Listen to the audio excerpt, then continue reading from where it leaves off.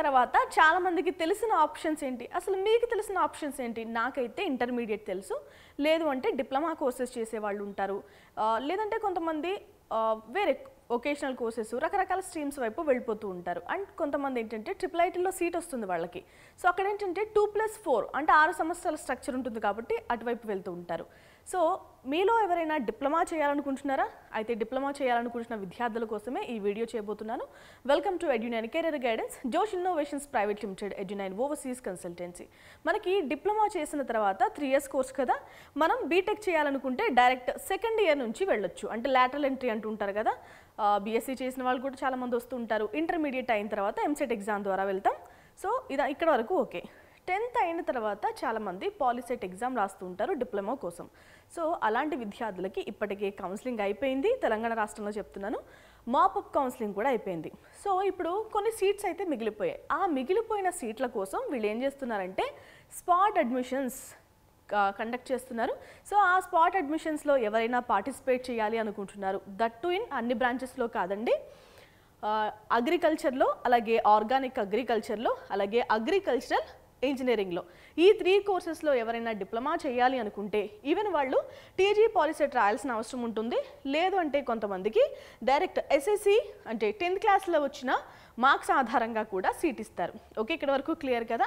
అసలు ఏంటి, ఎప్పుడు కౌన్సిలింగ్కి డేట్ ఎప్పుడు అంటే కౌన్సిలింగ్ వచ్చేసి మనకి 29 ఆగస్ట్ 10 గంటల నుంచి అయితే ఆ రోజు ఫ్రైడే, ఆ రోజు స్టార్ట్ కాబోతుంది. వెన్యూ ఎక్కడ అంటే examination centre opposite water technology centre, professor Jayashankar Telangana agriculture university campus, Rajendra Nagar, Hyderabad. Okay, ఇదైతే venue.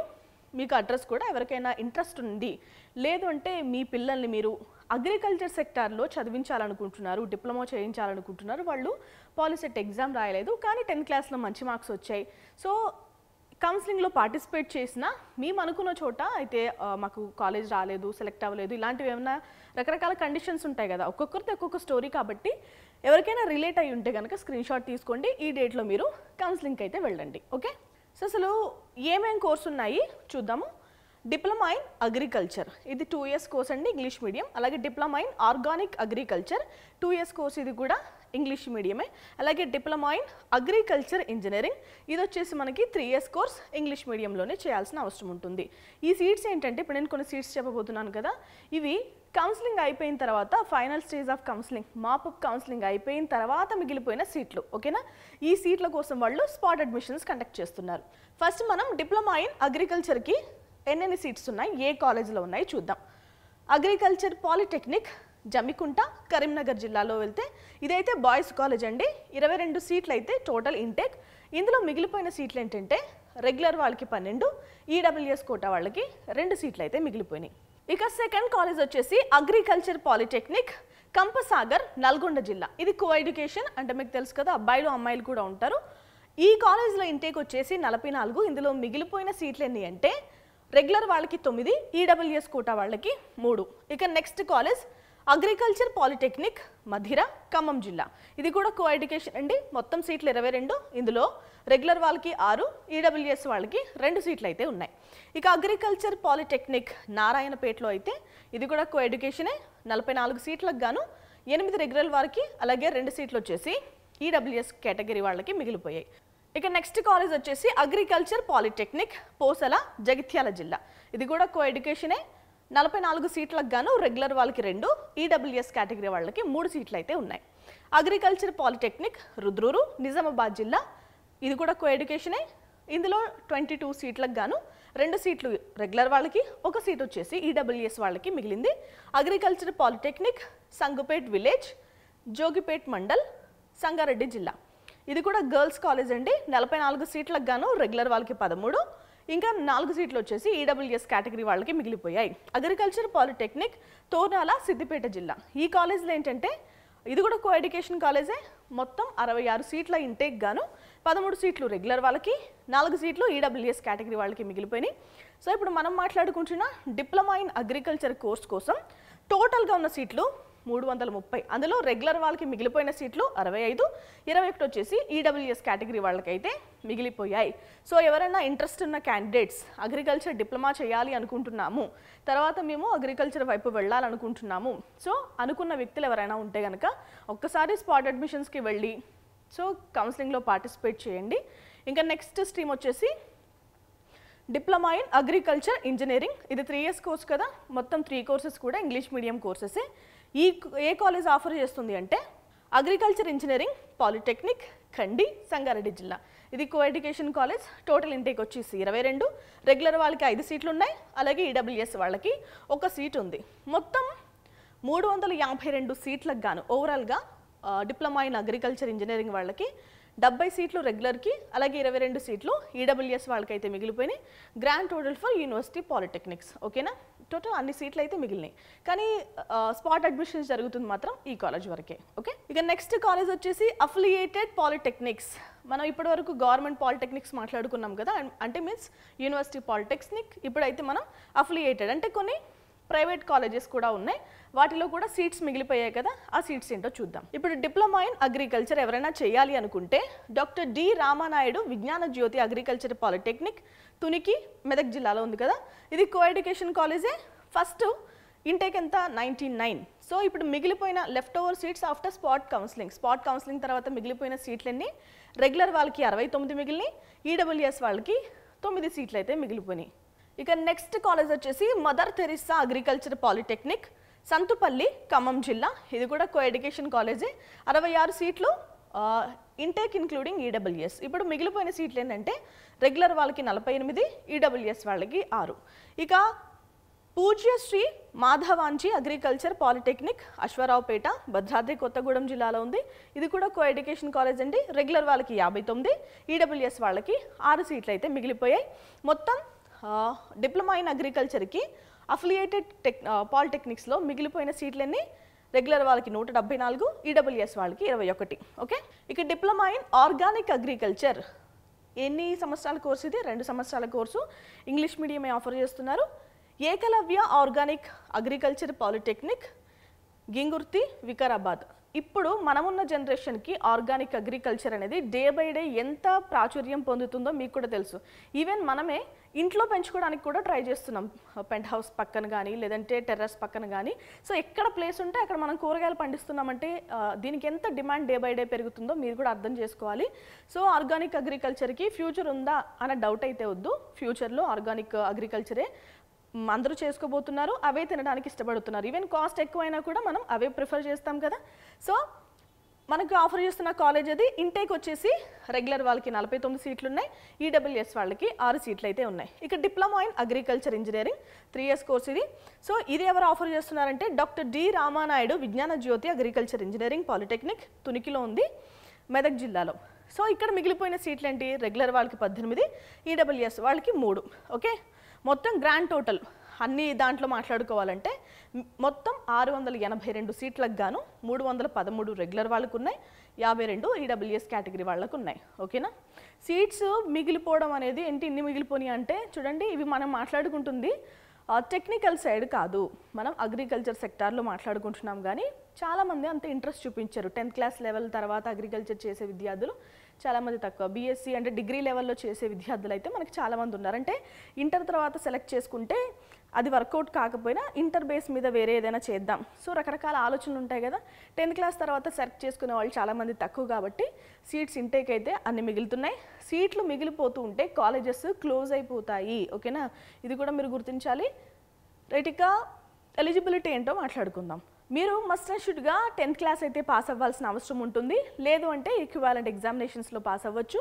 Must and షుడ్గా TG POLYCET, మనకి టీజీ పాలిసెట్ అనేది బైపీసీ అంటే అగ్రికల్చర్ స్ట్రీమ్ వాళ్ళకి చేస్తారు, ఇంజనీరింగ్ వాళ్ళకి కూడా చేస్తారు కదా. ఎందుకంటే చాలామంది ఇంజనీరింగ్ సెక్టార్ వైపు వెళ్ళే వాళ్ళు ఉంటారు, డిప్లొమా చేసి బీటెక్ చేసే వాళ్ళు కూడా ఉంటారు, అగ్రికల్చర్ చేసి మళ్ళీ డిగ్రీస్ చేసే వాళ్ళు ఉంటారు, ఫర్దర్గా చేసే వాళ్ళు ఉంటారు, అబ్రాడ్కి వెళ్ళే వాళ్ళు కూడా ఉంటారు. సో మనకి 2 స్ట్రీమ్స్లో ఎగ్జామ్ జరుగుతుంది కదా. మీరు సెలెక్ట్ చేసుకున్న దాన్ని బట్టి పాలిసెట్ 2025 అగ్రికల్చర్ స్ట్రీమ్, లేదు అంటే పాలిసెట్ 2025 ఇంజనీరింగ్ స్ట్రీమ్. సో 2 వాటిలో ఏది క్వాలిఫై అయినా ఓకే. నెక్స్ట్ వచ్చేసి సెలెక్షన్ ఎలా చేస్తారంటే మీకు అగ్రికల్చర్ స్ట్రీమ్ వాళ్ళు సెలెక్ట్ చేసుకున్నారనుకోండి, మీరు అగ్రికల్చర్లో చేయాలి అనుకుంటే కనుక మీకు పాలిసెట్ అగ్రికల్చర్లో వచ్చిన మార్క్స్ ర్యాంక్స్ ఆధారంగా అయితే మిమ్మల్ని సెలెక్ట్ చేస్తారు. ఇంకొక ప్రయారిటీ ఏంటంటే ఇంజనీరింగ్ స్ట్రీమ్లో కానీ ఎగ్జామ్ రాస్తే ఇంజనీరింగ్ స్ట్రీమ్లో వచ్చిన మార్క్స్ ర్యాంక్స్ ఆధారంగా అయితే మిమ్మల్ని సెలెక్ట్ చేస్తారు టీజీ పాలిసెట్ 2025 ఎగ్జామ్లో. లేదు అంటే ఓజీపీఈ అంటే overall grade pay average. So మీకు ఓవరాల్గా 10th క్లాస్లో లేదు అంటే ఈక్వాలెంట్ ఎగ్జామినేషన్స్లో ఎంత మార్క్స్ వచ్చినాయి, మనకి సిజిపిఏ క్యాలిక్యులేట్ చేస్తాం కదా, సో పర్సంటేజ్లు క్యాలిక్యులేట్ చేసుకుంటాం కదా, 10th క్లాస్లో ఇంత పర్సెంటేజ్ వచ్చింది, ఇంత వచ్చింది, ఎంత వచ్చింది అని. సో ఆ పర్సంటేజ్ ఆధారంగా మీకైతే సీట్ ఇస్తారు. ఎవరైతే టీజీ పాలిసెట్ రాయని వ్యక్తులు ఉంటారు, సో 10th క్లాస్ తర్వాత టీజీ పాలిసెట్ అందరూ అటెంప్ట్ చేయరు కదా, సో వాళ్ళ కోసం ఈ అవకాశం అయితే ఇచ్చారు. ఇఫ్ ఇన్ కేస్ మనకి ఎక్కడైనా టైఅప్ అయిందనుకోండి, అంటే టీజీ పాలిసెట్ రాయని వ్యక్తులకి మనకి ఎస్ఎస్సి మార్క్స్ ఆధారంగా తీసుకుంటారు కదా, అక్కడ కానీ టైఅప్ అయితే ఫస్ట్ ప్రయారిటీ సైన్స్కి ఇస్తారు, తర్వాత maths, English, Telugu, social, Hindi. So ఇలా ఆర్డర్ వైజ్ తీసుకుని ఎవరికి ఎక్కువ మార్క్స్ వచ్చాయి, ఎక్కడికి వచ్చాయి అని చూసుకుంటారు. అక్కడ కూడా టై అయింది అనుకోండి, మళ్ళీ మీ ఏజ్ ఫ్యాక్టర్ని కన్సిడర్ చేస్తారు. సో ఎవరైతే వయసులో పెద్దవాళ్ళు ఉంటారో వాళ్ళకి సీట్ ఇస్తారు. ఓకే, మనం స్టార్టింగ్ రిజిస్ట్రేషన్ చేసుకుంటాం కదా, ఎవరైనా రిజిస్ట్రేషన్ చేసేసుకుంటే వాళ్ళు మళ్ళీ రిజిస్టర్ అవ్వాల్సిన అవసరం లేదు. రిజిస్టర్ కాని వ్యక్తులైతే కౌన్సిలింగ్ కోసం రిజిస్ట్రేషన్ చేసుకోవాల్సిన అవసరం ఉంటుంది. ఈ రిజిస్ట్రేషన్ కోసం కూడా ఫీజులు మాట్లాడుకుందాం. ఏజ్ మాట్లాడుకుందాం. ఫస్ట్ 15 సంవత్సరాల నుంచి 22 సంవత్సరాల మధ్యలో ఉన్న వాళ్ళు అందరూ కూడా అప్లై చేసుకోవచ్చు. ఓకే, ఇక రిజర్వేషన్స్ గురించి మాట్లాడుకుందాం. రిజర్వేషన్స్ వచ్చేసి ఓసీ వాళ్ళకి 46%, బీసీఏ వాళ్ళకి 7%, బీసీబీ వాళ్ళకి 10%, బీసీసీ వాళ్ళకి 1%, బీసీడీ వాళ్ళకి 7%, అలాగే బీసీఈ వాళ్ళకి 4%, ఎస్సీ గ్రూప్ 1 వాళ్ళకి 1%, ఎస్సీ గ్రూప్ 2 వాళ్ళకి 9%, ఎస్సీ గ్రూప్ 3 వాళ్ళకి 5%, ఎస్టీ వాళ్ళకి 10%, ఈడబ్ల్యూఎస్ కేటగిరీ వాళ్ళకి ఏంటంటే 10%. సూపర్ న్యూమరీ కోటా కింద యాడ్ చేస్తారంటే లేనిది క్రియేట్ చేసి వాళ్ళకైతే సూపర్ న్యూమరీగా సీట్స్ అనేవి ఇస్తారు. సో ఇదంతా రిజర్వేషన్కి సంబంధించిందంతా డిఫరెంట్ ఇష్యూ. ఇది మీకు అవసరం అవ్వచ్చు, రాకపోవచ్చు. స్పాట్ అడ్మిషన్స్లో ఒకసారి చెక్ చేసుకోండి. ఇక రూరల్ గవర్నమెంట్ స్కూల్ కోటా కూడా ఉంటుంది డిప్లొమాలో. సో దానికి సంబంధించి ఎన్ని సీట్స్ ఇస్తారండి? 60% సీట్స్ అనేవి రిజర్వ్ చేసి పెడతారు. కండిషన్స్ ఏంటి అంటే మీరు 4 సంవత్సరాలు నాన్ మున్సిపల్ ఏరియాస్లో చదవాల్సిన అవసరం ఉంటుంది. ఫస్ట్ క్లాస్ నుంచి 10th క్లాస్ చదివే మధ్యలో 4 సంవత్సరాలు నాన్ మున్సిపల్ ఏరియాస్లో చదవాలి. ఓకేనా? అప్పుడు మీరు ఈ 60% రిజర్వేషన్లో సీట్లు అనేవి పొందొచ్చు. మీకు ఈ 3 స్ట్రీమ్స్లో కూడా diploma in agriculture, diploma in organic agriculture, diploma in agriculture engineering, ఈ 3 స్ట్రీమ్స్లో కూడా మనకి రూరల్ గవర్నమెంట్ స్కూల్ కోటా అనేది ఉంది. ఓకే, మనకి ఈ నాన్ మున్సిపల్ ఏరియాస్లో చదివినట్టు హెచ్ఓడిస్ తోటి సంతకం చేయించుకోవాల్సిన అవసరం ఉంటుంది. సో ఎవరైనా ఈ స్ట్రీమ్లో అప్లై చేసుకోవాలనుకుంటున్నారంటే వాళ్ళైతే కనుక సైన్ చేయించుకున్నది, అంటే ఈ 4 సంవత్సరాలు మేము నాన్ మున్సిపల్ ఏరియాస్లో చదువుకున్నామని head of the institutions, so ఎక్కడైతే చదువుకుంటారో వాళ్ళు సీల్ చేసి ఇస్తారు కదా, మనకు అలవాటే కదా, మనం తెచ్చుకుంటూ ఉంటాం. స్టడీ సర్టిఫికెట్స్ ఎలా తెచ్చుకుంటామో అలాగే తెచ్చుకోవాల్సిన అవసరం కూడా ఉంటుంది. ఓకే, ఇక స్పెషల్ కేటగిరీ వాళ్ళకి కూడా రిజర్వేషన్స్ ఉన్నాయండి. ఫిజికల్లీ ఛాలెంజ్డ్ వాళ్ళకి 5%, అలాగే క్యాప్ ఆర్మ్డ్ పర్సన్స్ ఉంటారు కదా వాళ్ళ పిల్లలకైతే 2%, ఎన్సీసీ వాళ్ళకైతే 1%, స్పోర్ట్స్ వాళ్ళకైతే 0.5% అయితే సీట్స్ అనేవి రిజర్వ్ చేశారు. ఓకే, అమ్మాయిలకు కూడా రిజర్వేషన్స్ ఉన్నాయి. 33 నథింగ్ బట్ రిజర్వేషన్స్ అయితే ఉన్నాయండి. రైట్, ఇక మనకి 100% సీట్లని ఎలా క్లాసిఫై చేస్తారంటే లోకల్ వాళ్ళకి 85%, అన్రిజర్వ్డ్ కేటగిరీ వాళ్ళకి 15% సీట్లు అయితే రిజర్వ్ చేసి పెట్టారు. మీ అందరికీ తెలిసి ఇంకా నాన్ లోకల్ విషయం నాకు తెలిసి మీ అందరికీ ఆ కండిషన్స్ కూడా నోటెడ్ అయిపోయి ఉంటాయి. మీరు తెలంగాణలో మనకి ఒకటే రీజియన్ ఉంది, OU region, Osmania university region ఒకటే ఉంది కాబట్టి ఆ లోకాలిటీకి చెందిన వ్యక్తి అయి ఉండాలి. అండ్ మీరు 10 సంవత్సరాలు తెలంగాణ రాష్ట్రంలో నివాసం ఉండాల్సిన అవసరం ఉంది. మీరు కానీ బయట ప్రదేశాల్లో చదువుకున్నారండి, దాన్ని ఎక్స్క్లూడ్ చేసేసి ఇంకా యాడ్ చేసుకుంటూ వెళ్ళాలి. ఓకేనా? మీరంటే 7th క్లాస్ ఇప్పుడు ఆంధ్రాలో చదివారనుకో, ఆ 9 సంవత్సరాలు కాకుండా 11 సంవత్సరాలు చూపించాల్సిన అవసరం ఉంటుంది తెలంగాణలో ఉన్నట్టు. దాన్ని మైనస్ చేస్తే 10 సంవత్సరాలు కదా. సో ఇంకా మీ పేరెంట్స్ కూడా ఇక్కడ నివాసం ఉన్న 10 సంవత్సరాలు, లేదు అంటే వాళ్ళు ఇక్కడ ఎంప్లాయీస్ అయినా కూడా ఓకే. సో ఇంకా ఎవరైనా క్యాండిడేట్స్కి పెళ్ళయి ఉంటే, పెళ్ళైన తర్వాత కూడా చాలామంది చదువుకుంటూ ఉంటారు కదా, సో మీ స్పౌస్ కానీ తెలంగాణలో నివాసం ఉన్నా, లేదు అంటే ఎంప్లాయ్ అయినా కూడా ఈ కండిషన్స్ అనేవి వర్తిస్తాయి. ఓకేనా? మీరు లోకల్ కేటగిరీ, అన్రిజర్వ్డ్ కేటగిరీ 15%కి మీరు అప్లై చేసుకోవచ్చు. ఇక వేరే కండిషన్స్ చూద్దాం. హాస్టల్స్ అనేవి అవైలబిలిటీని బట్టి అయితే మనకి అలొకేట్ చేస్తారు. మస్ట్ అండ్ షుడ్గా వాళ్ళు ఏమీ గ్యారంటీ ఇవ్వట్లేదు. ఇక ఫీజెస్ గురించి మాట్లాడుకుందాం అన్నాను కదా. ఫీజెస్ అనేవి మనకి అడ్మిషన్స్ టైంలోనే పే చేయాల్సిన అవసరం ఉంటుంది. ఇప్పుడు యూనివర్సిటీ పాలిటెక్నిక్స్లో చేస్తే కనుక 19,645 రూపాయలు పే చేయాలి. అఫిలియేటెడ్ పాలిటెక్నిక్స్ అంటే ప్రైవేట్ కాలేజెస్లో చేస్తే కనుక 24,000 రూపాయలు అయితే మనం పే చేయాల్సిన అవసరం ఉంటుంది. మెస్కి, హాస్టల్స్కి, ఇతర ఫీజెస్ కూడా కొన్ని నామినల్ ఫీజెస్ ఉంటాయి కదా, సో అవన్నీ కూడా మనం ఎక్స్ట్రా పే చేసుకోవాలి. ఇది స్పాట్ అడ్మిషన్స్ కాబట్టి వన్స్ మీకు అడ్మిషన్ కన్ఫర్మ్ అయిన తర్వాత అడ్మిషన్స్ క్లోజ్ అవ్వక ముందు కనుక మీరు క్యాన్సిల్ చేసుకుంటే ఓకే. మీరు ఏదైతే ఫీజు పే చేస్తారో అందులోంచి 2,000 రూపాయలు అయితే మైనస్ చేసుకుంటారు. అండ్ మీరు అడ్మిషన్స్ క్లోజ్ అయిపోయిన తర్వాత కానీ క్యాన్సిల్ చేసుకుంటే ఆ 2,000 రూపాయలు రావు. అలాగే ఏవైతే ఫీజు అనేది మనం అడ్మిషన్స్ టైంలో పే చేస్తామో ఆ డబ్బులు కూడా తిరిగి రావు. ఓకే, మనం కౌన్సిలింగ్కి అప్లికేషన్ పెట్టుకోవాలి కదా. ఇఫ్ ఇన్ కేస్ ఆల్రెడీ మీరు అప్లికేషన్ పెట్టుకుని రిజిస్టర్ అయ్యి ఉంటే అవసరం లేదు. ఎవరైనా కొత్త వాళ్ళు పెట్టుకోవాలనుకుంటే కనుక మనం అప్లికేషన్ పెట్టుకోవాలండి. ఎస్సీ, ఎస్టీ, ఫిజికల్లీ హ్యాండిక్యాప్డ్ వాళ్ళకి 600 రూపాయలు పే చేయాలి. అలాగే అదర్ క్యాండిడేట్స్ ఎవరైనా ఉన్నా అంటే ఇతర కులస్తులు ఉంటారు కదా, ఓసీ, బీసీ, ఈడబ్ల్యూఎస్ ఇలా ఎవరున్నా కూడా 1,200 రూపాయలు అనేది అప్లికేషన్ ఫీజు అనేది పే చేయాలి. సో ఈ స్పాట్ అడ్మిషన్స్లో పార్టిసిపేట్ చేయడానికి మనకి ఏమేం డాక్యుమెంట్స్ కావాలో బ్రీఫ్గా చూద్దాం. ఇవంతా పాలిసెట్ అయితే కంపల్సరీ రాయాలి. పాలిసెట్ రాయని విద్యార్థులు అయితే ఎస్ఎస్సి మార్క్స్ ఆధారంగా తీసుకుంటారు కదా, డాక్యుమెంట్స్ ఏం తీసుకువెళ్ళాలో చూద్దాం. మీరు ఈ డాక్యుమెంట్స్ అన్ని ఖచ్చితంగా తీసుకువెళ్లాల్సిన అవసరం ఉంటుంది. ఫీజు కూడా తీసుకువెళ్ళాలి. So SSC memorandum of marks are equivalent examination certificate తీసుకువెళ్ళాలి. పాలిసెట్ 2025 ర్యాంక్ కార్డ్ తీసుకెళ్ళాలి. బోనాఫైడ్ అంటే స్టడీ సర్టిఫికేట్స్ తీసుకువెళ్లాల్సిన అవసరం ఉంటుంది. 4th క్లాస్ నుంచి 10th క్లాస్ వరకు. Non municipal area study certificate అయితే తీసుకువెళ్ళాలండి. ఎలా ఉంటుందో నేను చూపిస్తాను. అంటే ఇది అందరికీ అప్లికేబుల్ కాదు. ఎవరైతే నేను చెప్పిన కోటాలు అప్లై చేసుకోవాలనుకుంటున్నారో వాళ్ళకి మాత్రమే. మనం మాట్లాడుకున్నాం కదా 60% వాళ్ళకి రిజర్వేషన్ ఉంది అని.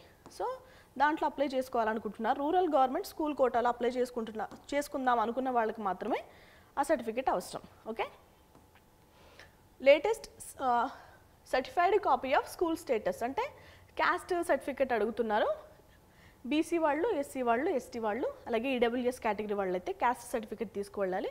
ఈడబ్ల్యూఎస్ వాళ్ళ విషయానికి వస్తే కొత్త తీసుకువెళ్ళాలి, అంటే 2025-26కి సంబంధించిన స్టడీ సర్టిఫికేట్. ఇక certified copy of physically challenge certificate. So వీళ్ళు ఎవరైనా ఉంటే కనుక వీళ్ళకు కూడా రిజర్వేషన్ ఉంది కదా 5%. ఎవరైనా ఫిజికల్లీ హ్యాండిక్యాప్డ్ కోటాలు అప్లై చేసుకోవాలనుకుంటే వాళ్ళు కూడా ఆ సర్టిఫికేట్స్ అనేది తీసుకువెళ్ళాలి. సో క్యాప్ సర్టిఫికేట్ తీసుకువెళ్ళాలి. డిఫెన్స్ పర్సనల్స్, ఎన్సీసీ ఎవరైనా అప్లికేబుల్ అయితేనే. మీరు ఎన్సీసీ చేశారనుకోండి స్కూల్ లెవెల్లో మీకు గ్రేడ్స్ ఇస్తూ ఒక సర్టిఫికేట్ ఇస్తారు కదా, సో అదైతే తీసుకువెళ్ళాల్సిన అవసరం ఉంటుంది. స్పోర్ట్స్ అండ్ గేమ్ సర్టిఫికేట్ కూడా తీసుకువెళ్ళాల్సిన అవసరం ఉంటుంది. సో ఇవేంటంటే ఎవరికైతే అప్లికేబుల్ అవుతుందో వాళ్ళు మాత్రమే తీసుకువెళ్ళాలి. సో ఏవైతే ఇంపార్టెంట్ ఇన్స్ట్రక్షన్స్ కూడా ఇచ్చారు కదా అవి కూడా మాట్లాడుకుందాం. తెలంగాణ గవర్నమెంట్ అనేది ఏవైతే గైడ్లైన్స్, రూల్స్ ఇచ్చిందో అవన్నీ కూడా మేము పాటిస్తామని చెప్తున్నారు. అండ్ దెన్ మీరు university does not guarantee any employment. So మీకు ఎంప్లాయ్మెంట్ గ్యారంటీ అయితే కనుక యూనివర్సిటీ అయితే ఇవ్వట్లేదు, రైట్. ఇంకా ఫీజెస్ అనేవి ఇమీడియట్గా పే చేయాల్సిన అవసరం ఉంటుంది. ఫీజ్ స్ట్రక్చర్ అనేది మనకి www.pjtau.edu.in ఈ వెబ్సైట్లో అయితే అప్డేట్ చేస్తామని చెప్తున్నారు. సో అక్కడ ఏమేమి ఫీజెస్ ఉంటే మనం ఆల్రెడీ ఫీజుల గురించి మాట్లాడుకున్నాం కదా, ఆ ఫీజెస్ మనం పే చేయాల్సిన అవసరం ఉంటుంది. ఓకేనా. ఎలిజిబిలిటీ క్రైటీరియా ఎవరైతే అప్లై చేసుకుంటున్నారో వాళ్ళు ఫుల్ఫిల్ చేస్తేనే మీకు అడ్మిషన్ అనేది కన్ఫర్మ్ చేస్తారు. ఓకేనా. మీరు కౌన్సిలింగ్లో పార్టిసిపేట్ చేసినంత మాత్రాన మీకు సీట్ అనేది ఏమీ గ్యారంటీ కాదు. ఏవైతే నామ్స్, రెగ్యులేషన్స్ ఉంటాయో వాటిని మీరు సాటిస్ఫై చేస్తేనే మీకు సీట్ అనేది అలొకేట్ చేస్తారు. ఓకేనా. మీకైతే అటెండ్ అయినందుకు డబ్బులు ఏమి ఇవ్వరు, మీ సొంత ఖర్చులతోనే మీరు అటెండ్ అవ్వాలి. మీ పేరెంట్స్ని కానీ గార్డియన్స్ని కానీ ఎవరినైనా తీసుకువెళ్ళొచ్చు కౌన్సిలింగ్ టైంలో ఒకరినే. ఓకేనా. మీరు ఇంకా ఒరిజినల్ సర్టిఫికేట్స్ అయితే తీసుకువెళ్ళాల్సిన అవసరం ఉంటుంది ఫీజుతో పాటు. మీరు సబ్మిట్ చేసిన డాక్యుమెంట్స్ అనేవి ఫాల్స్ కానీ, రాంగ్స్ కానీ ఏమైనా అలాంటివి కనుక ఐడెంటిఫై చేస్తే మీరు శిక్షకి అర్హులే. ఓకేనా. జాగ్రత్తగా ఎలాంటి ఫ్రాడ్ చేయకుండా తీసుకెళ్ళండి. మీకు ఇంకా రెగ్యులర్గా అప్డేట్స్ కోసం యూనివర్సిటీ వెబ్సైట్ని అయితే తరుగా చెక్ చేసుకుంటూ ఉండండి. ప్రాస్పెక్ట్స్ కూడా చదువుకోమని చెప్పారు. సో ఇవే మీకు ప్రాస్పెక్ట్స్లో ఉంటాయి. ఎవరైనా ఫ్రీగా ఉంటే ఫ్రీ టైంలో ఒకసారి ప్రాస్పెక్ట్స్ కూడా చూసుకోండి కౌన్సిలింగ్కి వెళ్ళే ముందు. ఓకేనా. డేట్ అయితే August 29న మనం స్పాట్ అడ్మిషన్స్కి వెళ్ళాల్సిన అవసరం ఉంటుంది. ఎవరైతే అగ్రికల్చర్, ఆర్గానిక్ అగ్రికల్చర్, అలాగే అగ్రికల్చర్ ఇంజనీరింగ్ కోర్సెస్లో డిప్లొమా చేయాలనుకుంటున్నారో వాళ్ళందరికీ కూడా ఈ వీడియో షేర్ చేయండి. ఈ డేట్ అయితే మీరు గుర్తుపెట్టుకోండి. అడ్రస్ కావాలంటే స్క్రీన్ షాట్ తీసుకోండి. Thanks for watching. Thank you.